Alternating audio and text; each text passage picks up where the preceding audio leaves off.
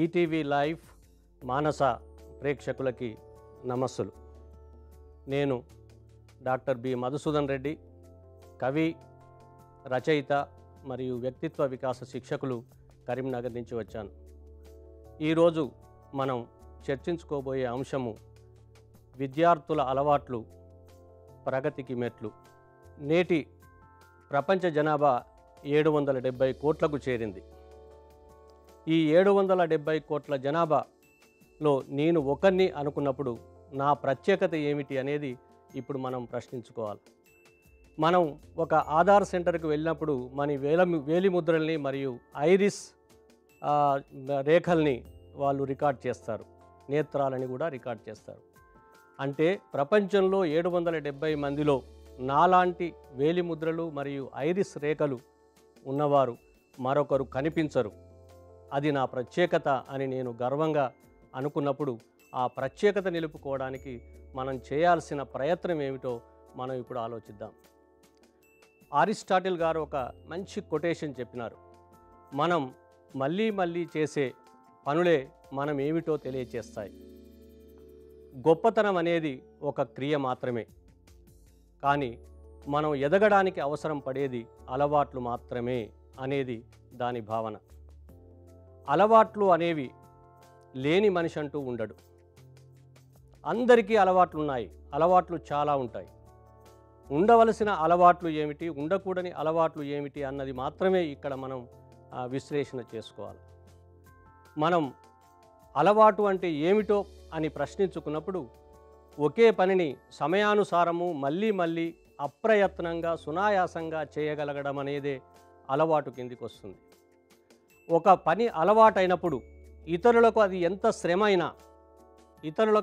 శ్రమైనా కూడా అది చేసే వాళ్ళకి చాలా సునాయాసంగా, అప్రయత్నంగా, అనాలోచితంగా ఆ పని చేస్తూ ఉంటారు, సక్సెస్ఫుల్గా కంప్లీట్ చేస్తారు. అలవాటు అయితే దాని శక్తి అంత ఎక్కువగా ఉంటుంది. ఒక మంచి అలవాటు అనేది మనిషికి ఉండే మానసిక ఆస్తి, దానిని వెలకట్టలేం. మనలో మంచి అలవాట్లు ఎన్ని ఎక్కువ ఉంటే మనం మానసికంగా అంత సంపన్నులమవుతామనేది మనం ఇప్పుడు అర్థం చేసుకోవాలి. మరి అలవాట్లు ఎలా వస్తాయి, అలవాట్లు దేని మీద ఆధారపడి ఉంటాయి అన్న విషయాన్ని మనం చర్చించుకున్నప్పుడు అలవాట్లు మన కుటుంబ నేపథ్యాన్ని బట్టి, మన స్నేహితులు, హితులు, సన్నిహితులను బట్టి, మనం చూసే సినిమాలను బట్టి, సామాజిక మాధ్యమాలను బట్టి, టీవీలను బట్టి, మరియు సొసైటీలో ఉన్న మన ఎట్లార్జ్ ప్రజలను బట్టి మన అలవాట్లు ప్రభావితం అవుతాయి. ఇలా అలవాట్లు మన అందరికీ ఉన్నాయి అన్నాం కాబట్టి మనం ఒక మామూలు జంతువు, ఒక పెంపుడు కుక్కకే మనం చిన్నప్పటి నుంచి దానికి కొన్ని అలవాట్లు నేర్పుతాం. ఆ అలవాట్లను అది స్వీకరించి దాని మైండ్ ట్యూన్ చేసుకొని ఆ అలవాట్లను రిపీట్ చేస్తుంది. మనం గర్వంగా ఇతరులకు చెప్పుకుంటాం దాని అలవాట్ల గురించి. మనకు కూడా మనం మనిషిగా జీవించడానికి, బ్రతకడానికి కాదు, మనం మనిషిగా జీవించడానికి మనకి మంచి అలవాట్లు అనేవి మంచి విజయానికి మెట్లుగా ఉపయోగపడతాయి. దాన్ని మనం ఉపయోగించుకోవటంలోనే మన మానసిక స్థితి ఆధారపడి ఉంటుంది. మనం అలవాట్లను గురించి చర్చించుకున్నప్పుడు కొన్ని ఇతర అంశాలను కూడా మనం ఇక్కడ ప్రస్తావన చేయవలసిన అవసరం ఉంది. మనం ఒక సీక్వెన్స్లో వెళ్తే మన మనసులో వచ్చే భావాలతో ప్రారంభమై మనం ఉన్నత స్థితికి చేరే స్థితి దాకా మన ఈ ప్రయాణాన్ని ఆలోచిస్తే మన మనసులో మొదలైన భావాలన్నీ మన భావ వ్యక్తీకరణ రూపంలో బయటపడతాయి. Keep your thoughts positive because they will become words అంటారు. మనం ఏ ఆలోచనలైతే చేస్తామో ఆ ఆలోచనలకు సంబంధించిన భావ ప్రకటన మనలోంచి బయటకు వస్తుంది. ఒక మనసును ఒక వనం అనుకున్నట్లయితే, ఒక తోట అనుకున్నట్లయితే దాంట్లో నువ్వు ఏం మొక్కలు పెంచుతావు, అందమైన సుగంధాలని వెదజల్లే పూల మొక్కల్ని పెంచుతావా, విషవృక్షాలని పెంచుతావా అన్నది మన ఆలోచన మీదనే ఆధారపడి ఉంది. మనం మంచి అలవాట్లని ఒక మంచి మొక్కగా మనం పోల్చి మన మనసనే తోటలో మంచి మొక్కల్ని మనం పెంచుకోగలిగితే ఆ పెంచే క్రమంలో కొన్ని కలుపు మొక్కలు కూడా వస్తాయనేది కొంచెం గమనించి ఆ కలుపు మొక్కలనే అడ్డుల్ని తొలగించుకుంటూ మనం మన వ్యక్తిత్వాన్ని పెంపొందించుకోవడానికి ప్రయత్నం చేయాలి. ఈ విధంగా భావాలన్నీ కూడా భావ ప్రకటనగా మారినాయి కాబట్టి ఆ భావ ప్రకటన ద్వారా మనం చేసే పనులు యాక్షన్స్ ఆధారపడి ఉంటాయి. Keep your words positive because they become actions. మనం చేసే పనులన్నీ కూడా మన భావ ప్రకటన మీద ఆధారపడి ఉంటాయి. ఏ పనులనైతే మనం తరచుగా చేస్తూ ఉంటామో, ఏ పనులనైతే మనం సునాయాసంగా చేస్తూ ఉంటామో ఆ పనులన్నీ కూడా అలవాట్లుగా మారతాయి. ఇక్కడ అలవాటన్న పదం వచ్చింది. మనం నిరంతరము సునాయాసంగా అప్రయత్నంగా చేసే పనులనే మనం అలవాట్ల కిందికి మార్చుకుంటాం. Actions will lead to habits. అట్లాగే మనం అలవాట్లు వచ్చిన తర్వాత దాని ప్రయోజనం ఏమిటి అంటే మన మంచి అలవాట్లు అనేవి మన వ్యక్తిత్వాన్ని, క్యారెక్టర్ని నిర్ణయిస్తాయి. Keep your actions and keep your habits positive because they form character. మన వ్యక్తిత్వం అనేది 95% మన అలవాట్ల మీద మాత్రమే ఆధారపడి ఉంటుంది. అంటే ఆ అలవాట్లకి అంత ప్రాధాన్యత ఉంది. వ్యక్తిత్వాన్ని మనం నిర్మించుకోవాలంటే మనకి సోపానాలు, మెట్లు, అలవాట్లు మాత్రమే. మరి ఒకసారి పర్సనాలిటీ లేదా క్యారెక్టర్ నిర్మాణం అయిన తర్వాత ఏం జరుగుతుంది? ఒకసారి మనం క్యారెక్టర్ని నిర్మించుకున్న తర్వాత, మంచి అలవాట్లతో క్యారెక్టర్ వచ్చింది, క్యారెక్టర్ని నిర్మించుకున్న తర్వాత మనం అనుకున్న గమ్యస్థానానికి చేరి, శిఖరాగ్రంలో చేరి మనం అందరికీ ఆదర్శవంతమైన స్థితికి చేరుతాం. మన భవిష్యత్తు చాలా అందంగా ఉంటుంది. అందుకని అలవాట్లు అనేవి అంత ప్రధానమైనవి. ఆలోచన నుండి మొదలైన ఒక ప్రక్రియ భావ ప్రకటనగా మారి, భావ ప్రకటన పనుల రూపంలో మారి, పనులు మనం చేసే పనులన్నీ అలవాట్లుగా మారి, అలవాట్లు మన వ్యక్తిత్వాన్ని నిర్మించుకున్న తర్వాత ఆ వ్యక్తిత్వం ద్వారా మనం అనుకున్న లక్ష్యాల్ని చాలా సునాయాసంగా చేరొచ్చు. అందుచేతనే అలవాట్లంటే అంత ప్రాధాన్యత ఉంటుంది. మరి ఈ అలవాట్లని చేసుకోవటం ఎట్లా? ఒక విద్యార్థిగా, ఒక స్టూడెంట్కు ఉండవలసిన మంచి అలవాట్లు ఏమిటి అంటే, మనం దినచర్యని, ఒక విద్యార్థి దినచర్య ఎలా ఉండాలి, ఆ దినచర్యలో మంచి మంచి అలవాట్లను మనం జొప్పించాలి అనేది మనం ఆలోచించినప్పుడు మన దినచర్య అద్భుతంగా మనం ఎదగాలంటే మనకు ఉండవలసిన అత్యంత ప్రధానమైన అలవాటు 4 గంటల ప్రాంతంలో లేవటం. మనం చాలాసార్లు విన్నాము, early to bed early to rise. వీలైనంత తొందరగా నిద్రపోండి, సాయంత్రం 4 గంటల ప్రాంతంలో లేవండి. 4 గంటల ప్రాంతాన్ని మనం బ్రహ్మ ముహూర్తంగా చెప్పుకున్నాం. అద్భుతమైన సమయం అది విద్యార్థులకి.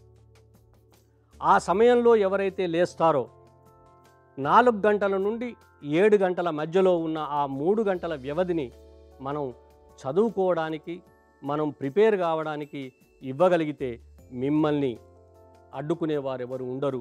మీ ఎదుగుదల చాలా అద్భుతంగా ఉంటుంది. దురదృష్టవశాత్తు ఏం జరుగుతోంది అంటే, ఈ యాంత్రికమైన వేగవంతమైన జీవితంలో తల్లిదండ్రులే 6 గంటలకో 7 గంటలకో నిద్ర లేసినప్పుడు పిల్లలు అంతకంటే ముందు లేసే అలవాటు ఉండదు. ఎందుకంటే వాళ్ళు చిన్నప్పటి నుండి తల్లిదండ్రుల పెంపకంలో వచ్చినారు కాబట్టి అమ్మా నాన్న 6-7 గంటల దాకా నిద్రపోతే అదే సరి అయిన పద్ధతి కావచ్చు అనుకొని పిల్లలు కూడా అదే విధంగా లేసే అలవాటు వచ్చేసింది.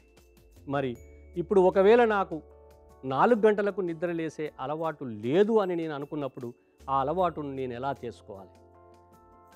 ఒక అలవాటును అసలు ఎలా చేసుకోవాలి? నేను దాన్ని ఎగ్జాంపుల్గా 4 గంటలకు నిద్ర లేవడం అనేది నాకు అలవాటు కావాలంటే నేను ఏం చేయాలో నేను చెప్పే ప్రయత్నం చేస్తాను. మనం ముందుగా 4 గంటలకు లేవటం వల్ల నాకు వచ్చిన ప్రయోజనం ఏమిటో మన మనసులో 10 సార్లు ఆలోచించాలి. 4 గంటలకు లేవటం వల్ల నాకు అద్భుతంగా నా మైండ్ ఫ్రెష్గా ఉంటుంది. నేను 3 గంటలు చాలా ఏకాగ్రతతో చదవచ్చు. అప్పుడే నిద్రపోయి లేసినాను కాబట్టి ఫ్రెష్ మైండ్తో నేను ఎంత చదివితే అంత నాకు గుర్తుంటుంది. నేను చదివిన దాంట్లో 80% నేను అబ్జర్వ్ చేసుకోగలుగుతాను. దాని ద్వారా నేను చదువుల్లో రాణిస్తాను. చదువుల్లో రాణించడంతో పాటు నేను ఉన్నత స్థాయికి వెళ్ళడానికి అది చాలా దోహదపడుతుందనే ఒక పాజిటివ్ వైబ్రేషన్స్, ఆ అలవాటు వల్ల నాకు చాలా బాగా ఆ, మంచి జరగబోతోంది అనే ఒక ఆలోచనని మనం ముందు మైండ్కు పంపిస్తే అప్పుడు మన మైండ్ సెట్, ఎస్ 4 గంటలకు లేవాలి, తప్పకుండా లేవాలి, లేస్తే మనకు చాలా మంచిది అనే ఒక వైబ్రేషన్స్ మన బాడీకి వస్తాయి. అప్పుడు మనం మొదటి రోజు 4 గంటలకు లేవాలంటే మరి అమ్మా నాన్న లేపే స్థితిలో ఉంటే పర్వాలేదు, వాళ్ళని లేపమని చెప్పాలి. లేకపోతే ఇప్పుడు సెల్ ఫోనే అలారం అయిపోయింది కాబట్టి సెల్ ఫోన్లోనో లేకపోతే అలారం వాచ్ ఉంటే అలారంలోనో మనం 4 గంటలకి అలారం పెట్టుకొని ఆ అలారంని మనకు ఆ బెడ్ పక్కనే ఉన్న స్టూల్ మీదనో ఎక్కడో అందే స్థాయిలో పెడితే కూడా ముప్పే. ఆ అలారం పెట్టుకొని ఆ అలారాన్ని 4 గంటలకు మోగగానే ఒకవేళ పక్కనే ఉన్నట్లయితే ఇంకొక ప్రమాదం ఏం జరుగుతుంది అంటే మనం దాని ఆ, తల మీద ఒక మొట్టికాయ వేసి అలారాన్ని బంద్ చేసి మళ్ళీ దుప్పటి కప్పుకొని పడుకునే అవకాశం ఉంది. మళ్ళీ లేచి చూసేటప్పటికి సూర్యుడు మనల్ని వెల్కమ్ చేసి 7 గంటలైంది. అందుకని మనం అలారంను కూడా అదే రూమ్లో ఏదో ఒక కార్నర్లో దూరంగా అలారం సెల్ ఫోన్ కానీ వాచ్ని కానీ పెట్టినట్లయితే మనం ఆ అలారం రాగానే ఆ ప్లేస్కి నడిచి వెళ్ళాల్సి వస్తుంది, బెడ్లోంచి బయటికి రావాల్సి వస్తుంది, వెళ్ళి బంద్ చేస్తాము. అప్పుడు మనం నిద్ర లేవడానికి మనకు గుర్తొస్తుంది, నేను 4 గంటలకు లేవాలి, బాగా ప్రిపేర్ కావాలనేది గుర్తొస్తుంది. కాబట్టి అట్లా మనం నిద్రలోంచి బయటకు వస్తాము. మొదటి రోజు కష్టం అనిపిస్తుంది. నిజానికి ఒక మంచి అలవాటును ఏర్పరచుకోవటం కష్టము, కానీ అది ఒకసారి మన శరీరంలో ఒక భాగం అయిపోతే అది అద్భుతమైన విజయాల్ని మనకు అది అందిస్తుంది, శాశ్వతమైన కీర్తిని అది మనకు తెచ్చిపెడుతుంది. మరి మొదటి రోజు 4 గంటలకు అతి కష్టంగా లేసినాము. తర్వాత రెండో రోజు కూడా ఇదే ప్రయత్నాన్ని మనం రిపీటెడ్గా చేస్తూ పోవాలి. మూడో రోజు, నాలుగో రోజు మనం కొంచెం ఇష్టం లేకపోయినా మనం లేస్తూ పోతే క్రమంగా వారం, 10 రోజులు, 15 రోజులు, 3 వారాలయ్యేసరికి మన మనసు, మన శరీరము ఆ అలవాటుకు ట్యూన్ అయిపోయి 20-21 రోజుల తర్వాత అలారం మోగక ముందే మనకు మెలకు వస్తుంది. అప్పుడు అలారం మోగకపోయినా 4 గంటలకు మెలకు వచ్చింది అంటే అది మనకు అలవాటైంది అని అర్థం. ఆ అలవాటుని మీరు విద్యార్థులుగా నా సలహా ఏమిటి అంటే, ప్రతి ఎదగడానికి బాగా చదువుకొని కష్టపడి ఉన్నత స్థితికి చేరడానికి ఆశపడుతున్న ప్రతి విద్యార్థి తప్పనిసరిగా ఈ 4 గంటలకు లేవడం అనే దాన్ని అలవాటు చేసుకోవాలి. ఇక్కడ ఇంక కొంచెం బ్యాక్ పోతే 4 గంటలకు లేవాలంటే మనం 9 గంటల రాత్రి నిద్రపోవాలి.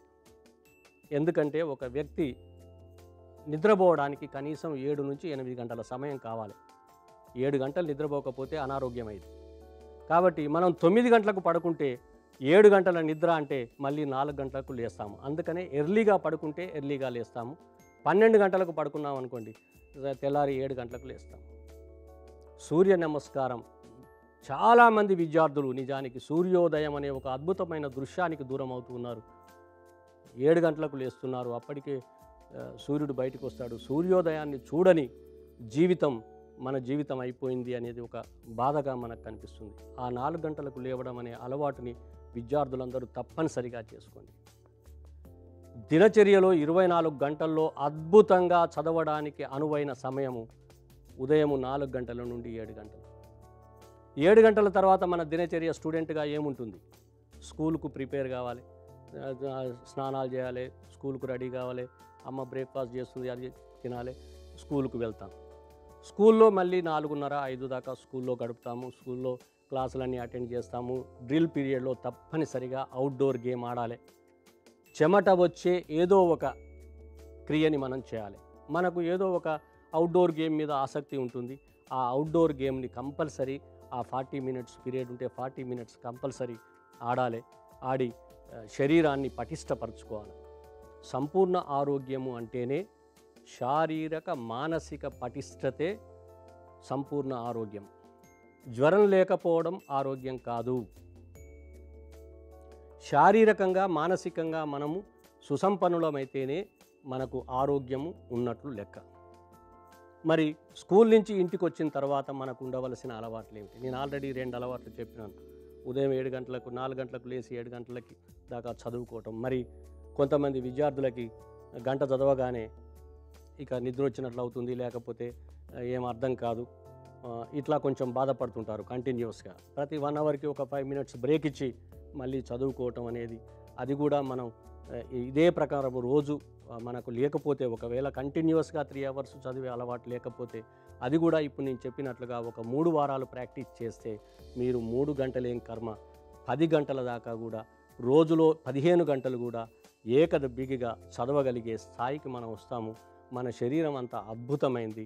మన శరీరాన్ని సృష్టించిన దేవుడు అంత అద్భుతంగా సృష్టించినాడు. దీనికి మనం ఏం అలవాటు చేస్తే ఆ అలవాటు అబ్బుతుంది.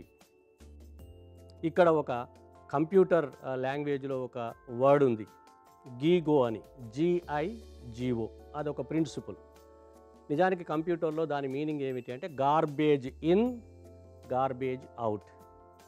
గార్బేజ్ అంటే చెత్తా చెదారం అని మామూలుగా మనకు తెలుసు. అంటే చెడు ఆలోచనలు మనసులోకి వెళితే మనలోంచి చెడు పనులు మాత్రమే అవుట్, బయటకు వస్తాయి. చెడు ఆలోచనల్ని మనం స్వీకరిస్తే మన ద్వారా చెడు పనులు మాత్రమే జరుగుతాయి. ఒక్కసారి చెడు అలవాటు సునాయాసంగానే వస్తుంది. వచ్చిన తర్వాత అది మనల్ని వశపరుచుకున్నట్లయితే మన బ్రతుకు శూన్యమే. చెడు అలవాటుకు అంత తీవ్రమైన విష ప్రభావం ఉంటుంది. దాని అధీనంలోకి మనం వెళ్తే మన బ్రతుకు సర్వనాశనమైంది. ఇప్పుడు మనం చెడు అలవాటును లోపలికి పంపిస్తే చెడు పనులు జరుగుతూ ఉన్నాయి. మరి మనం ఏం చేయాలి? మంచి అలవాట్లని లోపలికి పంపిస్తే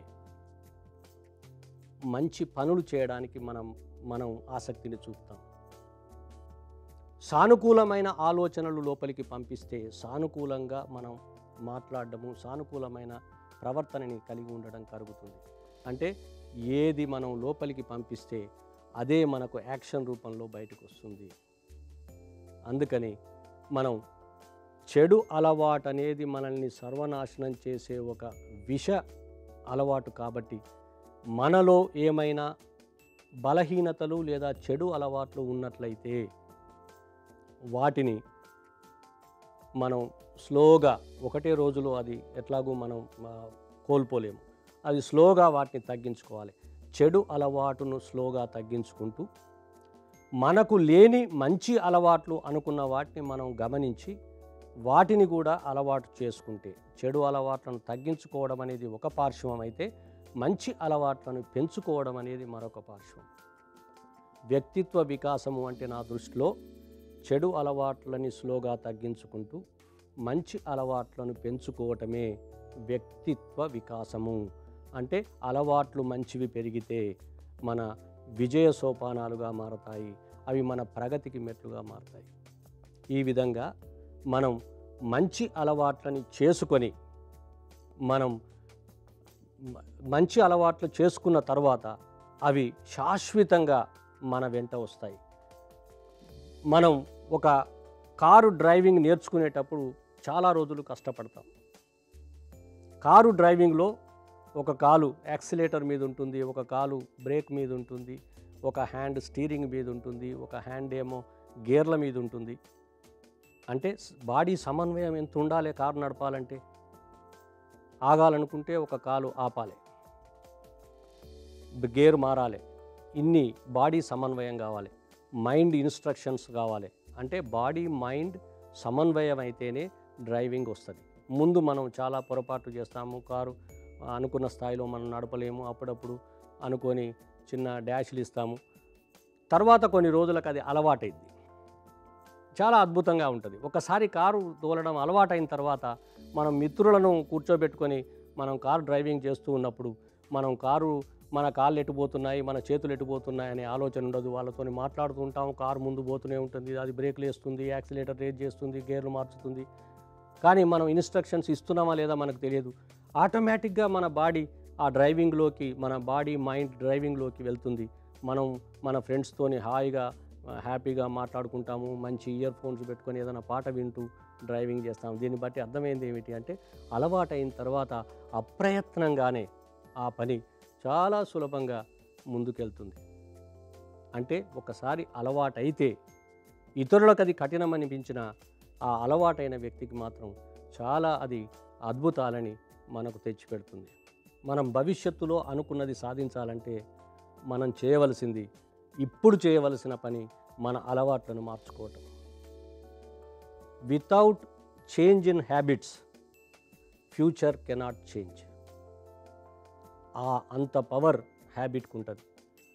ఇప్పుడు హ్యాబిట్స్ మనలో మంచి హ్యాబిట్స్, చెడు హ్యాబిట్స్ అన్నాం కాబట్టి అవి ఏమున్నాయో ఏమి లేవో మనం ఒక పేపర్ మీద విశ్లేషణ చేసుకుంటే అది నా బలహీనత ఏమిటో, నా బలం ఏమిటో నాకు మాత్రమే తెలుసు. మా అమ్మకు తెలియదు, మా నాన్నకు తెలియదు, నా మిత్రునికి తెలియదు. నా మనసులో ఏం ఆలోచన వస్తుందో నాకు మాత్రమే తెలుసు. కాబట్టి ఒంటరిగా ఒక రూమ్లో కూర్చొని ఒక కాగితం మీద నా చెడు హ్యాబిట్స్ ఏమిటి, నా గుడ్ హ్యాబిట్స్ ఏమిటి అనేది రాసుకొని మీరు ఒకవేళ ఐడెంటిఫై చేస్తే సగం పని అయిపోయినట్లే. ఇక చెడు అలవాట్లని తగ్గించుకునే ప్రయత్నం చేస్తూ మంచి అలవాట్లు, లేని కొత్త అలవాట్లు, మీరు ఎవరికైనా మంచి అలవాటును చూస్తారు, అది మీ దగ్గర ఉండదు, అటువంటి అలవాటుని నువ్వు అలవాటు చేసుకోవాలి. విద్యార్థులుగా మీరు స్కూల్ ఎడ్యుకేషన్లోనే ఇవన్నీ మీరు సాధించగలిగితే, అంటే ఎంత చిన్న వయస్సులో చెడు అలవాట్లకు దూరమై మంచి అలవాట్లకు దగ్గరవుతామో ఆ వ్యక్తి ఎదగడానికి అంత ఆస్కారం ఉంటుంది. అందుకనే మనకు 30 ఏళ్ళు కూడా 30 ఏళ్ళు మాత్రమే బ్రతికిన వివేకానందుడు ఎంత అద్భుతమైన వ్యక్తిత్వం అతని అలవాట్లే ఆ వ్యక్తిత్వాన్ని నిర్మించినాయి. అలా మీరు మంచి అలవాట్లని ఐడెంటిఫై చేసి వాటిని పెంచుకుంటూ చెడు అలవాట్లను తగ్గించుకుంటూ వెళ్ళే క్రమంలో చాలా కష్టాలు ఎదురవుతాయి. మనం అనుకున్నంత ఈజీ కాదు, నేను చెప్పినంత ఈజీ కాదు. మనం చూస్తూ ఉన్నాము సొసైటీలో మద్యపానం తాగేవాళ్ళు కానీ, పొగాకు తినేవాళ్ళు కానీ, సిగరెట్ పొగ తాగేవాళ్ళు కానీ, వాళ్ళకి అది హానికరమని తెలిసినప్పటికీ వాళ్ళు దానికి బానిసైనారు. అది చెప్తే వినే స్థాయికి వెళ్ళినారు. అది లేకపోతే నేను బ్రతకలేను అన్నారు. ఆ స్థాయికి దిగజారితే మన జీవితం పరమార్థమే మొత్తం వ్యర్థమవుతుంది. అలా విద్యార్థులుగా నేను ఇప్పుడు ఇంతకుముందు చెప్పినాను, 4 గంటలకు లేచినారు, చదువుకున్నారు, స్కూల్కి వెళ్ళినారు, స్కూల్ నుంచి ఇంటికి వచ్చినారు, కొద్దిసేపు ఆటలు ఆడండి, పాటలు పాడండి, మళ్ళీ సాయంత్రం ఒక 2 గంటలు చదవండి. పరీక్ష ఉన్నా లేకపోయినా ఉదయం 3 గంటలు, సాయంత్రం కనీసం 2 గంటలు, అది 6 నుంచి 8, 7 నుంచి 9 అనేది మీరు నిర్ణయించుకొని చదవండి, చదివే అలవాటు చేసుకోండి. మళ్ళీ తిరిగి నేను 9 o'clockకి పడుకునే ప్రయత్నం చేయమన్నాను కాబట్టి 9 o'clockకి హాయిగా లైట్స్ ఆఫ్ చేసి నిద్రపోండి. తద్వారా ఈ దినచర్యలో కనీసం 5 గంటలు మనం ఇంట్లో చదువుకున్నాము, స్కూల్లో పాఠాలన్నీ విన్నాము, స్కూల్లో ఆటలు ఆడినాము.